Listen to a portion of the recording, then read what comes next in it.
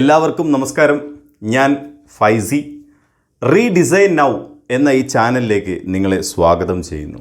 നമ്മുടെ ഈ ചാനലിൽ പ്രധാനമായും ഇത്രയും നാളും പുസ്തകങ്ങളുടെ വീഡിയോ ആണ് ചെയ്യുന്നത്. ഇടയ്ക്ക് മോട്ടിവേഷണൽ വീഡിയോ, അതായത് തോട്ട് ഷെയറിങ്, നമ്മുടെ ചിന്തകൾ നിങ്ങളുമായി പങ്കുവയ്ക്കുക എന്ന രീതിയിൽ, പിന്നെ കുറേയധികം മോട്ടിവേഷൻ സ്റ്റോറീസും പറഞ്ഞിട്ടുണ്ട്. കൂടുതൽ അറിയാൻ നമ്മുടെ ഈ ചാനൽ എടുത്ത് നോക്കുക. ഇതുവരെ സബ്സ്ക്രൈബ് ചെയ്തിട്ടില്ലെങ്കിൽ സബ്സ്ക്രൈബ് ചെയ്യുക. അത് നമുക്ക് കിട്ടുന്നൊരു പ്രോത്സാഹനമാണ്. ഇന്ന് പരിചയപ്പെടുത്തുന്നത്, അല്ലെങ്കിൽ വരും ദിവസങ്ങളിൽ നമുക്ക് ചെറിയ ചെറിയ ഓരോ പോയിൻറ്റ്സിൻ്റെ, ഇപ്പോൾ ശീലത്തെക്കുറിച്ച് 5 കാര്യങ്ങൾ, അങ്ങനെ ഉള്ള പോയിൻറ്റ്സ് ചെയ്യാമെന്ന് കരുതുന്നു. ഇന്ന് പരിചയപ്പെടുത്താം എന്ന് വിചാരിച്ചത് സംയുക്ത പ്രഭാവം, അതായത് ദ കോമ്പൗണ്ട് എഫക്റ്റ് എന്ന പുസ്തകത്തിൻ്റെ മലയാളം വേർഷനാണിത്. എല്ലാവരും വായിച്ചിരിക്കേണ്ട ഒരു പുസ്തകമാണ്. നമ്മുടെ ജീവിതത്തിൽ എന്തെങ്കിലും ചെറിയ മാറ്റങ്ങൾ വരുത്തിക്കൊണ്ട് വൻ വിജയങ്ങൾ എങ്ങനെ നേടാം. അതായത് ഈ പുസ്തകത്തിൽ പറയുന്നത് തന്നെ ചെറിയ ചെറിയ കാര്യങ്ങൾ എല്ലാ ദിവസവും നിങ്ങൾ ഇടതടവില്ലാതെ എല്ലാ ദിവസവും ചെയ്തുകൊണ്ട് വലിയ മാറ്റങ്ങൾ ഉണ്ടാക്കുക എന്നാണ് ഇതിൻ്റെ പ്രധാന കാര്യം.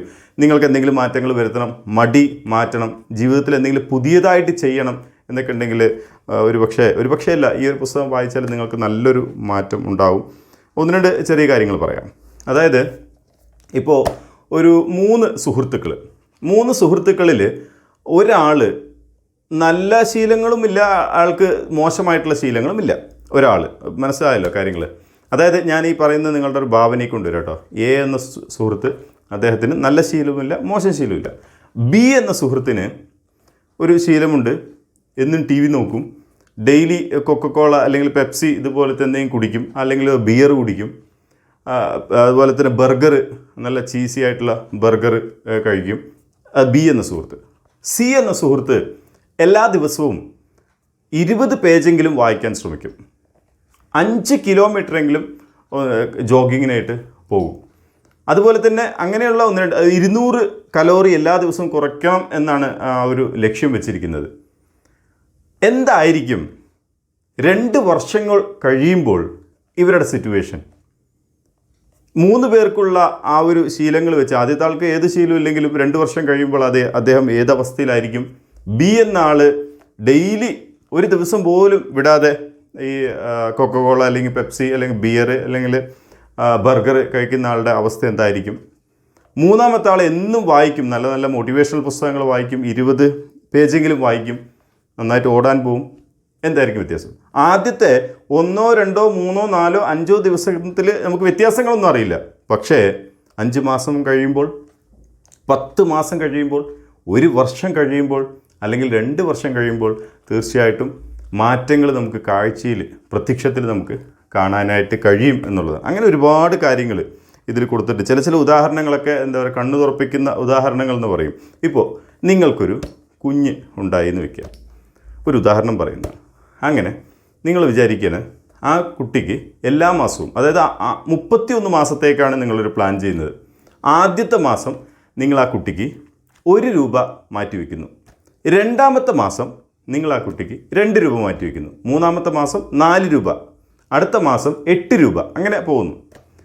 31 മാസങ്ങളാവുമ്പോൾ ആ കുട്ടിക്ക് എത്ര രൂപ നിങ്ങൾ മാറ്റിവെക്കേണ്ടി വന്നിട്ടുണ്ടാവും ഒരു മാസം? അല്ലെങ്കിൽ മൊത്തം നിങ്ങൾ 31 മാസം കൂട്ടി വെച്ചത് കണക്കാക്കിയാൽ എത്ര വന്നിട്ടുണ്ടാവും എന്നൊന്ന് ചിന്തിച്ച് നോക്കുക. ആദ്യത്തെ 1 രൂപ, 2 രൂപ, 4 രൂപ, 8 രൂപ, 16 രൂപ എന്നൊന്ന് പറയുമ്പോൾ നമുക്ക് വലിയ വ്യത്യാസം തോന്നില്ല, അല്ലെങ്കിൽ വ്യത്യാസങ്ങളൊന്നും നമുക്കൊന്നും തോന്നില്ല. പക്ഷേ ഈ 31-ാമത്തെ ദിവസം അത്ഭുതപ്പെട്ടു പോകും. ഇപ്പോൾ നമുക്ക് കാൽക്കുലേറ്ററിൽ ചെയ്യുകയാണെങ്കിൽ തന്നെ, ഓക്കെ ഇതിലിപ്പോൾ ഒരുപാട് നേരമോ അതുകൊണ്ട് വേണ്ട, നിങ്ങൾ ജസ്റ്റ് ഒന്ന് കാൽക്കുലേറ്റ് ചെയ്ത് നോക്കിയിട്ട് ഒന്ന് കമൻറ്റ് ചെയ്യൂ. എത്ര രൂപ 31-ാമത്തെ ദിവസം ആ കുട്ടിക്ക് എത്ര രൂപ മാറ്റി വെക്കണമെന്നും, ഈ 1 മുതൽ 31-ാമത്തെ ദിവസം വരെ ആകെക്കൂടെ എത്ര രൂപ ആ കുട്ടിക്ക് ആയിട്ടുണ്ടാവും എന്ന് നിങ്ങളൊന്ന് കണക്കാക്കുക. ഇതുപോലെയാണ് നമ്മുടെ ശീലങ്ങൾ. നിങ്ങൾ നല്ല ഭക്ഷണം കഴിക്കുന്നതിന് പകരം മോശമായിട്ടുള്ള അല്ലെങ്കിൽ അഴുകിയ ഭക്ഷണം 30 ദിവസത്തേക്ക് കഴിക്കുന്നു. എന്തായിരിക്കും നിങ്ങളുടെ ശരീരത്തിൻ്റെ അവസ്ഥ? ആദ്യത്തെ ദിവസം ഒരുപക്ഷെ ഒന്നും അറിയില്ലായിരിക്കും. 2, 3, 4, 5 ദിവസം കഴിഞ്ഞാൽ നമുക്ക് പതിയെ നമ്മുടെ വയറിന് എന്തെങ്കിലും കംപ്ലയിൻറ്റ് വരും. അങ്ങനെ ടോട്ടലായി 31 ദിവസം ആകുമ്പോഴേക്കും നമുക്ക് പ്രശ്നമുണ്ട്. അതുപോലെ നിങ്ങളുടെ മനസ്സിന് ഇതുപോലെ അനാവശ്യമായിട്ടുള്ള, ഇഷ്ടമല്ലാത്ത, നല്ലതല്ലാത്ത വാർത്തകളാണ് നിങ്ങൾ കേൾക്കുന്നതെങ്കിൽ 31ാമത്തെ ദിവസം ആകുമ്പോൾ എന്തായിരിക്കും നിങ്ങളുടെ സ്ഥിതി? ഞാൻ പറഞ്ഞില്ലേ, മോശമായിട്ടുള്ള ഭക്ഷണം 30 ദിവസം കഴിച്ച് 31ാമത്തെ ദിവസം നമ്മുടെ അവസ്ഥയും, മോശമായിട്ടുള്ള ചിന്തകൾ നമ്മുടെ മനസ്സിൽ നിറച്ചാൽ 31ാമത്തെ ദിവസം നമ്മുടെ ഉള്ള അവസ്ഥയും. അപ്പോൾ ഇത് ഞാൻ ആ ഒരു ഉദാഹരണം പറഞ്ഞുകൊണ്ട് ഇത് ചേർത്ത് പറഞ്ഞു എന്ന് മാത്രമേ ഉള്ളൂ. പ്രത്യേകം ശ്രദ്ധിക്കുക, ഇതുപോലെ ചെറിയ ചെറിയ കാര്യങ്ങൾ നമ്മൾ ചെയ്യുമ്പോൾ നമുക്കൊരിക്കലും തിരിച്ചറിയാനായിട്ട് കഴിയില്ല. ഇതുപോലെയുള്ള ഒരുപാട് പുസ്തകങ്ങളുണ്ട്, നിങ്ങൾ തീർച്ചയായിട്ടും വാങ്ങി വായിക്കും. ഞാൻ 1-2 ഉദാഹരണങ്ങൾ പറഞ്ഞെന്ന് മാത്രമേ ഉള്ളൂ. ഇതിൽ ഒരുപാട് ഉദാഹരണങ്ങൾ പറഞ്ഞിട്ടുണ്ട്, ഇനിയും ഒരുപാട് പറയാനുണ്ട്. ഇപ്പോൾ നല്ല പുസ്തകങ്ങൾ ഇതിനു മുമ്പ് ഞാൻ നമ്മുടെ വീഡിയോയിൽ ഒരുപാട് പ്രാവശ്യം പരിചയപ്പെടുത്തിയിട്ടുണ്ട്. പിന്നെ എനിക്ക് തോന്നുന്നു എൻ്റെ ചില വീഡിയോയിൽ കുറച്ച് സ്ലോ ആകുന്നുണ്ട്, ഞാൻ സംസാരിക്കുമ്പോൾ കുറേ ലാഗാകുന്ന പോലെ തോന്നുന്നുണ്ട്. അങ്ങനെയാണെങ്കിൽ അതിലെ സ്പീഡ് കൂട്ടി നിങ്ങൾ കാണാനായിട്ട് ശ്രമിക്കുക. അതായത് സ്പീഡ് കൂട്ടിയാൽ ഞാൻ പെട്ടെന്ന് പറഞ്ഞു പോകും, നിങ്ങളുടെ സമയം പോവില്ല, പെട്ടെന്ന് ആ കാര്യം നിങ്ങൾക്ക് മനസ്സിലാവും. ഇപ്പോൾ നല്ല പുസ്തകങ്ങൾ ഓക്കെ. ഇപ്പോൾ സന്തോഷത്തെക്കുറിച്ച് ഒരാൾക്ക് ആഹ്ലാദകരമായ ദീർഘായുസിനൊരു ജാപ്പനീസ് രഹസ്യം എന്ന പുസ്തകമുണ്ട്. ഇക്കിഗായ് എന്ന പുസ്തകമുണ്ട് മലയാളം. ഞാൻ ഒരുപാട് ആളുകൾക്ക് വാങ്ങി അയച്ചു കൊടുത്തൊരു പുസ്തകമാണ് കേട്ടോ, ഒരുപാട് ആളുകൾക്ക്. ഇതിൻ്റെ തന്നെ 2 ഉണ്ട്. വേറൊരു DC ബുക്സ് ഇറക്കിയ ഒരു ഇക്കിഗായ് ഉണ്ട്. അത് യഥാർത്ഥത്തിൽ ഇക്കിഗായ് അല്ല, ഇക്കിഗായ് ജേണി എന്ന പുസ്തകത്തിൻ്റെ മലയാളമാണ്. ഞാൻ നോക്കട്ടെ, അതിൻ്റെ പിക്ക് നമ്മുടെ ഈ വീഡിയോയിൽ ജസ്റ്റ് കാണിക്കാം ഞാൻ എഡിറ്റ് ചെയ്യുന്ന സമയത്ത്. അതുപോലെ തന്നെ ഇപ്പോൾ മാന്ത്രികം, ഈ ഗ്രാറ്റിറ്റ്യൂഡിന്, കൃതജ്ഞതയെക്കുറിച്ച് നമുക്ക് യഥാർത്ഥത്തിൽ മുഴുവനായിട്ട് മനസ്സിലാക്കണമെങ്കിൽ ഈ മാന്ത്രികം എന്നൊരു പുസ്തകം നന്ദി പറയുന്നതിൻ്റെ അത്ഭുതം നമുക്ക് മനസ്സിലാക്കി തരുന്നു. പിന്നെ അതുപോലെ തന്നെ പണത്തെക്കുറിച്ച് പറയുമ്പോൾ, പണത്തെല്ലാം നമ്മുടെ ചില മണി ബ്ലോക്സ് ഉണ്ടാവും, നമുക്ക് ചെയ്യാൻ അറിയാം, പക്ഷേ നമ്മുടെ മനസ്സ് ചില കാര്യത്തിന് അനുവദിക്കില്ല, പുറകെ നിന്ന് പിടിച്ച് വലിക്കും. അപ്പോൾ അങ്ങനത്തെ മണി ബ്ലോക്സ് മാറ്റുന്നൊരു പുസ്തകമാണ് കോടീശ്വര രഹസ്യങ്ങൾ. അതിൻ്റെ English secret of the millionaire mind എന്ന പുസ്തകം അടിപൊളി പുസ്തകമാണ്, വായിച്ചിരിക്കേണ്ട ഒരു പുസ്തകം കൂടിയാണ്. പിന്നെ മനസ്സിന് കരുത്ത് തരുന്ന, ഞാൻ കഴിഞ്ഞ ദിവസം ഒരു വീഡിയോ ചെയ്തിട്ടുണ്ടായിരുന്നു, മാൻസ് സെർച്ച് ഫോർ മീനിങ് എന്ന പുസ്തകത്തിൻ്റെ ഈ മലയാളം. ഇത് ഒരു വല്ലാത്തൊരു ധൈര്യം നമ്മുടെ മനസ്സിൽ കൊണ്ടുവരുന്ന ഒരു പുസ്തകമാണ്. ചെറിയ ചെറിയ പ്രതിസന്ധികളും പ്രശ്നങ്ങളും വരുമ്പോൾ ഈ ഒരു പുസ്തകം വായിച്ചാൽ അതൊന്നൊരു കാര്യമേ അല്ല എന്ന് ചിന്തിക്കും. പിന്നെ ഒരു പുസ്തകം കോടീശ്വര രഹസ്യങ്ങളാണ്. ഇത് പിന്നെ നെറ്റ്വർക്ക് മാർക്കറ്റിംഗ് ചെയ്യുന്നവർക്കായിരിക്കും യൂസായിട്ട് വരിക, എല്ലാവർക്കും വരുന്നതല്ല, ജനറലി വരുന്നതല്ല. പിന്നെ രഹസ്യം, ലോ ഓഫ് അട്രാക്ഷൻ, നമ്മൾ ആഗ്രഹിച്ചത് നമ്മളിലേക്ക് എത്തും, അതെങ്ങനെ എത്തും, അല്ലെങ്കിൽ അതെന്താണ്, അതിനെക്കുറിച്ച് കൂടുതൽ മനസ്സിലാകുന്നൊരു പുസ്തകമാണ്. ലൈക്ക് അട്രാക്ട്സ് ലൈക്സ് എന്നാണല്ലോ പറയുന്നത്. അപ്പോൾ അതുപോലെ നിങ്ങൾ ആഗ്രഹിച്ചത് നല്ലതാണെങ്കിലും നിങ്ങളുടെ അടുത്തേക്ക് എത്തും, മോശമാണെങ്കിലും നിങ്ങളുടെ അടുത്തേക്ക് എത്തും. അപ്പോൾ ഇത് ഏത് മനസ്സിൽ നിലനിർത്തണം എന്നുള്ളത് തീരുമാനിക്കേണ്ടത് നമ്മളാണ്. പിന്നെ ശീലങ്ങളെക്കുറിച്ച് പെട്ടെന്ന് മാറ്റാൻ ചിന്തിക്കുന്നവർക്ക് ഈ ആറ്റോമിക് ഹാബിറ്റ്സും വളരെയധികം ഗുണം ചെയ്യുന്നൊരു പുസ്തകമാണ്. പിന്നെ പണത്തിൻ്റെ മനഃശാസ്ത്രം, സൈക്കോളജി ഓഫ് മണി, പണത്തെക്കുറിച്ച് ഒരുപാടുണ്ട് കേട്ടോ. ഞാൻ ജസ്റ്റ് ഇങ്ങനെ ഈ വീഡിയോയിൽ പറഞ്ഞു പോകുമ്പോൾ ഇതൊക്കെ പറയുന്നു എന്ന് മാത്രമേ ഉള്ളൂ. ഇതൊക്കെ ഞാൻ ഒരുപാട് ആളുകൾക്ക് വാങ്ങി അയച്ചു കൊടുക്കുന്ന പുസ്തകങ്ങളാണ്, നല്ല പുസ്തകങ്ങളാണ്. ചിലർ പറയും ഒരു 5000 രൂപയ്ക്ക് നല്ല പുസ്തകം അയച്ചു തരാവുന്നത്. അപ്പോൾ അങ്ങനെ ഒരുപാട് ആളുകൾ വാങ്ങി നമ്മുടെ അടുത്ത് റിവ്യൂസ് പറയുമല്ലോ, ഏറ്റവും നല്ല പുസ്തകമാണ്, അതിൽ ഇന്ന കണ്ടൻറ് ഉണ്ട്. ചില ഭാഗങ്ങളൊക്കെ പറയുമ്പോഴായിരിക്കും നമ്മൾ വായിച്ചൊരു പുസ്തകമായിരിക്കും, പക്ഷേ ഒരാൾ നമ്മളോട് പറയണേ ആ ഭാഗത്തിൽ ഇന്ന പേജിൽ അല്ലെങ്കിൽ ഇന്ന അധ്യായത്തിൽ പറയുന്ന കാര്യങ്ങൾ നന്നായിട്ടുണ്ട് കേട്ടോ, അതിൽ അങ്ങനെ ഒരു ഇൻസൈറ്റ് ഉണ്ടെന്നൊക്കെ പറഞ്ഞ് നമുക്കത് കേൾക്കുമ്പോൾ ഒരു അത്ഭുതമായി തോന്നും. കാരണം നമ്മൾ വായിച്ചിട്ട് പോലും ചിലപ്പോൾ അത് കണ്ടിട്ടുണ്ടാവില്ല. കാരണം നമ്മൾ വായിക്കുന്ന ചില സമയത്ത് 80-20 റൂളിലൊക്കെ ആയിരിക്കും. അതായത് ഒരു പുസ്തകം പുതിയതായിട്ട് കിട്ടിയാൽ ചിലപ്പോൾ മുഴുവനായിട്ട് വായിച്ചിട്ടുണ്ടാവില്ല. നമ്മുടെ ഈ ഒരു ചാനലിൽ റിവ്യൂ പറയാത്തതിന് പ്രധാന കാരണത്താണ്. കാരണം റിവ്യൂ ആയിട്ടോ അല്ലെങ്കിൽ പുസ്തകത്തിൻ്റെ ഡീറ്റെയിൽസൊക്കെ പറയുകയാണെങ്കിൽ വായിക്കണം. ചില സമയത്തൊക്കെ ഓടിച്ച് നോക്കലായിരിക്കും, മുഴുവനായിട്ട് വായിച്ചിട്ടുണ്ടാവില്ല. അപ്പോൾ അതുകൊണ്ട് പിന്നെ റിവ്യൂ പറയുന്നതിൽ കാര്യമില്ലല്ലോ. അപ്പോൾ ഇതൊക്കെയാണ് പുസ്തകങ്ങൾ. ഞാൻ പറഞ്ഞു വന്ന പുസ്തകം ഇത് കോമ്പൗണ്ട് എഫക്റ്റ്. ഇത് നല്ല പുസ്തകമാണ്, നിങ്ങൾ വായിച്ചിരിക്കേണ്ട ഒരു പുസ്തകമാണ്. നിങ്ങളുടെ സുഹൃത്തുക്കൾക്ക് സമ്മാനം കൊടുക്കുകയാണെങ്കിൽ ഈ പുസ്തകം, ഞാനിപ്പോൾ ഈ കാണിച്ച പുസ്തകം, ഇനിയും ഒരുപാടുണ്ട്. How to win friends and influence people, അതുപോലെ തന്നെ think and grow rich, the power of now, rich dad poor dad, പിന്നെ ഒരുപാടുണ്ട് പറയാൻ, ഒരുപാട് നല്ല നല്ല പുസ്തകങ്ങളുണ്ട്.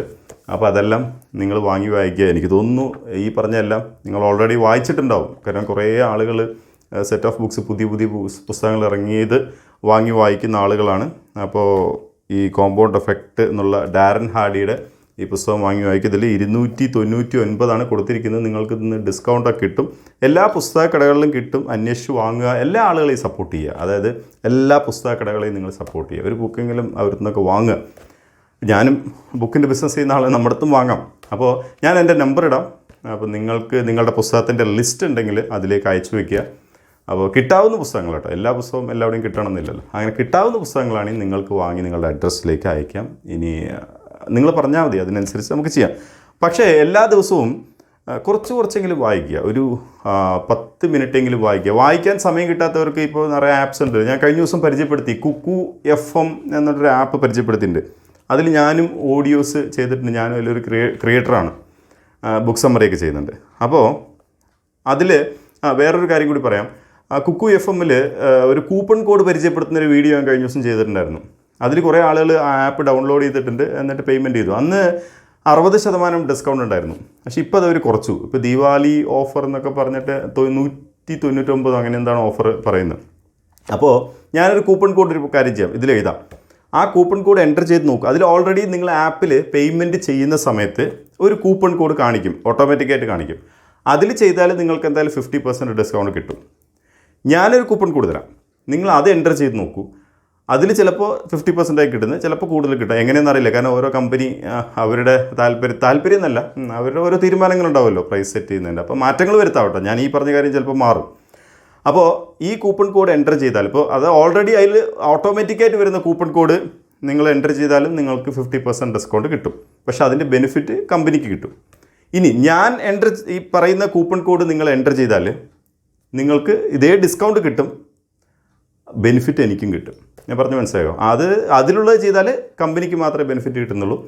ഞാൻ തരുന്ന ഈ കൂപ്പൺ കോഡ് നിങ്ങൾ അതിൽ എൻ്റർ ചെയ്താൽ എനിക്കും ചെറിയ ബെനിഫിറ്റ് അവർ തരും. അപ്പോൾ അതൊക്കെ പോട്ടെ, അത് വേറെ കാര്യം. അപ്പോൾ ഈ ഒരു പുസ്തകം പരിചയപ്പെടുത്തുന്നതാണ്. അപ്പോൾ ഇനിയും കുറേ പുസ്തകങ്ങൾ പരിചയപ്പെടുത്താനുണ്ട്. എല്ലാവരും വായനയിലേക്ക് വരിക, നിങ്ങളുടെ കുട്ടികളെയും വായനയിലേക്ക് കൊണ്ടുവരിക. ചെറിയ പുസ്തകങ്ങളുണ്ട്, 20 രൂപയുടെ, 40 രൂപയുടെ, അതുപോലത്തെ പുസ്തകങ്ങൾ. കളറൊക്കെ കിട്ടും, അതായത് ചിത്രങ്ങളുള്ള പുസ്തകങ്ങൾ കിട്ടും. നിങ്ങൾ അതൊക്കെ ജസ്റ്റ് വാങ്ങിക്കൊടുക്കൂ.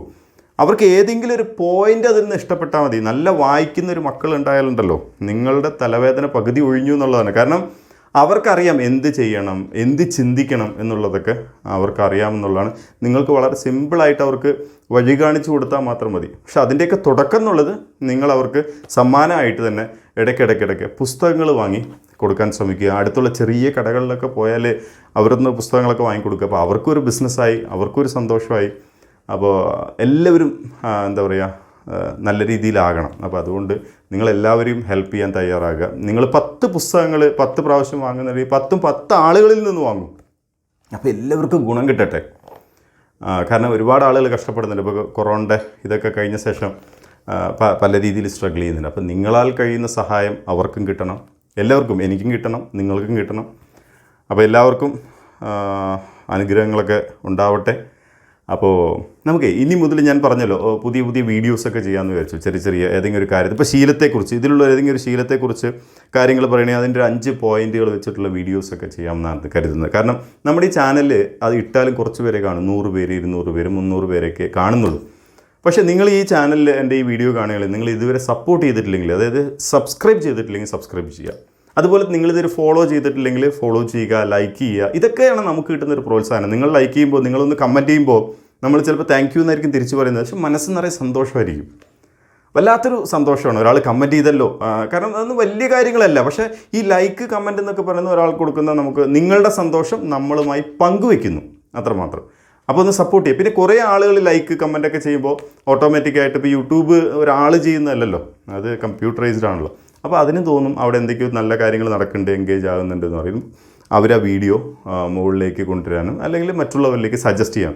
ഇത് ആരും ഒന്നും ചെയ്തില്ലേ, നിങ്ങൾ വീഡിയോ കാണുന്നു, ജസ്റ്റ് പോകുന്നു എന്നുണ്ടെങ്കിൽ യൂട്യൂബ് വിചാരിക്കും അതിലൊരു കണ്ടൻറ്റും ഇല്ല, അതുകൊണ്ടാണ് അവരൊന്നും അതിൽ എൻഗേജ് ആകാത്തത്. ഒരു നന്ദി പോലും അവർ പറഞ്ഞില്ല, അല്ലെങ്കിൽ ലൈക്ക് പോലും ചെയ്തില്ല, അല്ലെങ്കിൽ ഷെയർ ചെയ്തില്ല. ഇതൊക്കെ ബേസിലാണല്ലോ ഇപ്പോൾ എല്ലാ കാര്യങ്ങളും. ഇപ്പോൾ മാനുവലി ഒന്നുമല്ല. അപ്പോൾ പറഞ്ഞു വന്നപ്പോൾ ഞാൻ എല്ലാ കാര്യങ്ങളും കൂടി ഒരുമിച്ച് പറഞ്ഞു. തീർച്ചയായിട്ടും നിങ്ങൾ ഈ ഒരു പുസ്തകം, ഇത് എന്നല്ല ഒരുപാട് പുസ്തകങ്ങൾ നിങ്ങൾ വാങ്ങി വായിക്കുക. പിന്നെ നോവലും, ഇതും നോവലൊക്കെ വ്യത്യാസങ്ങളുണ്ട്, എന്നിരുന്നാലും എല്ലാ തരം പുസ്തകങ്ങളും നിങ്ങൾ വായിക്കുക. അപ്പോൾ നിങ്ങളുടെ കുട്ടികളെയും വായനയിലേക്ക് കൊണ്ടുവരിക. അടുത്ത വീഡിയോയുമായിട്ട് നമുക്ക് വീണ്ടും കാണാം. ഞാൻ ആ പറഞ്ഞ പ്രോത്സാഹനം മാത്രം നിങ്ങൾ മറക്കരുത്. Thank you so much.